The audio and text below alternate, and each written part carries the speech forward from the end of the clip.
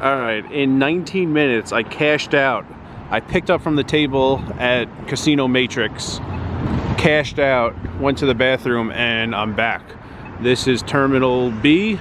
That is the rental car building. Like, I didn't need to leave this much time.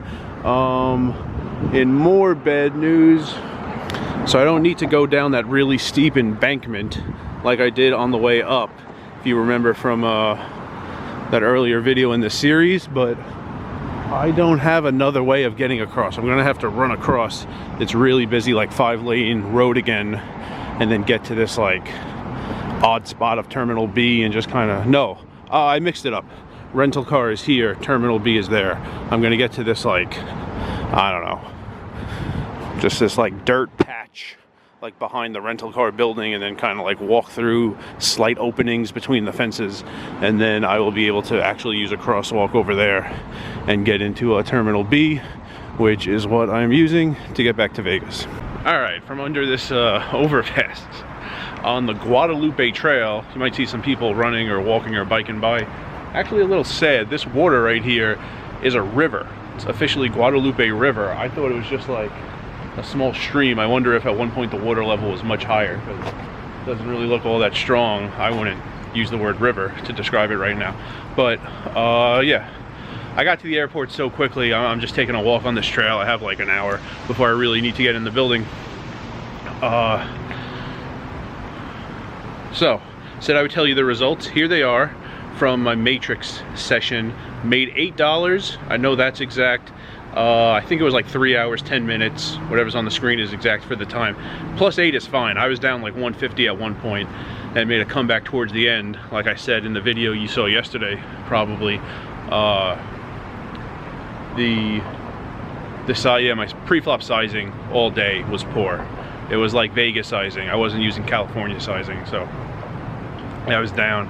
And ironically, the bigger pot I won towards the end of the session at M8trix, my sizing wasn't really that great. I just happened to have the best hand in a very multi-way pot at Showdown. So, but anyway, got me back to plus, got me out of the hole, so that was nice. Pros and cons. Well, I'm gonna be biased because I don't usually play like an 800 max game where the blinds cost you $10 per orbit. So I preferred M8trix because it offered the 1, 2, 3 no limit game. If you normally play 2.5, you know, 1,000 max, think you would have no problem with Bay 101. It was a big game for me, but you know, I wasn't playing, well, whatever, 100, 200 limit. I wasn't playing 30, 60 limit. If there was a seat open and a crazy list for no limit, I would have played 816 Omaha 8, but yeah, 235 was one of my few options to play. I could have played 816 limit hold'em, but just would have been bored out of my mind probably. So yeah, I preferred M8trix, and yeah, I don't know, Atlas wasn't totally accurate. Poker Atlas said they were 7-handed at Bay 101. We were playing 8-handed. M8trix is 9-handed. I prefer 9-handed. And yeah, I thought it said M8trix only has 9 tables. There's no way. I mean, I didn't go around and count them, but it just felt like a lot more than 9 tables. Not tons more, but it felt like more than 9 tables. So yeah, when I saw that on Atlas and then people at Bay 101 were talking about M8trix, I really thought there might be like 9 tables and only like 2 running when I got there at 2 p.m. on this Wednesday. Now, M8trix had 9 games. Yeah, it had to have more because it had 9 games going and there were empty tables. So, yeah, I don't know what was going on with the information on Poker Atlas. It was out of date, I guess. But yeah, I really enjoyed M8trix. Also enjoyed how open it was. You remember that the slideshow, that seating area, the table games, poker, like there are no walls. You know, things aren't really separate. The infinity room, which I didn't show you a picture from there, but it's like this high limit table game area, and there was some interesting game with, they call them tiles, I would call them dominoes. But yeah, things aren't really closed off. You could be eating, you could like hear your name get called for a seat, you could be playing a table game and like have a view of like poker, and it's not like, you know, sometimes people leave poker, they take a break and you wonder where they are. In Vegas, people love taking breaks forever, and like they've been playing blackjack and they've gotten lost in it, and it's like so separate. They have like no interest in like coming back or even like remembering in the short term they have chips on the poker table. It's like all in one spot there. So I mean, it wasn't different in Bay 101, but I don't know. It was a little more spread out, and even though it was a big space in Matrix, it was like wide open. I liked the setup, especially where those tables are.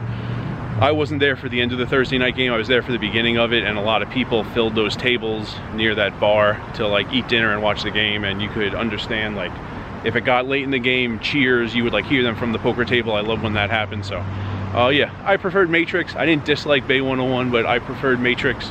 And yeah, guess I'm gonna walk a little bit more and eventually get into the airport. And yeah, like I said, probably play a session at MGM, so I won't just be talking about poker in this video. I will have some Vegas MGM poker information to wrap up this video. Alright, almost at the gate, very smooth. There's a 15-minute delay on my flight, but that doesn't mean anything because they'll just make it up in the air like they always can. There's gotta be something illegal about that. Knowing the flight's gonna be an hour, saying it's gonna be an hour and a half, so if you're late, you're still on time. I don't care for that practice.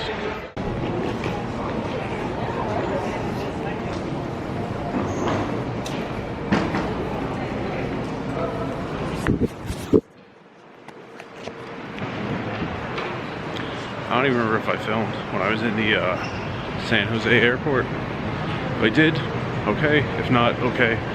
Back in Vegas shortly after 10 p.m. And yeah, a little tired, but whatever.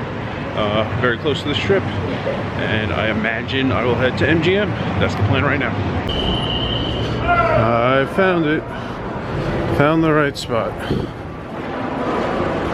Stairwell 31. Just got to get to the right floor. Then MGM.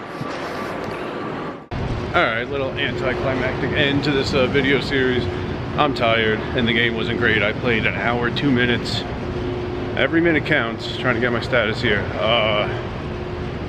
Yeah, I was here. I was in MGM printing out my boarding pass like 18 hours ago. Didn't sleep much last night. Didn't get to sleep much on the plane either direction, so I'm pretty tired and just gonna head back to the address. Tomorrow's not even like, I could sleep in a little bit.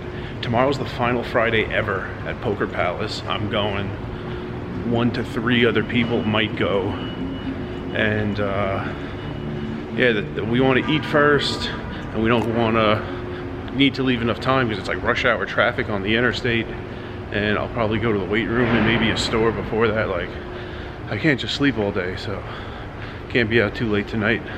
So San Jose, 2 rooms. Enjoyed my time there. Wasn't a ton of time there, but enjoyed my time there. And 98 poker rooms total.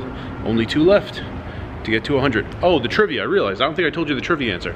Someone who played college at San Jose State and led the NFL in touchdown receptions for a season. James Jones. San Jose State, largely with the Packers and the pros. At the end, he was with the Raiders. It's 2012 or 13. He had, I think, 14 touchdown catches. And not a massive amount of yards, no receptions, but Aaron Rodgers just happened to like look for him at the right time a lot when they were like in scoring position. So yeah, there you go. No other San Jose State wide receiver ever did that I know of. So that's gonna be a wrap on this video series. And remember, rice is a spoon food.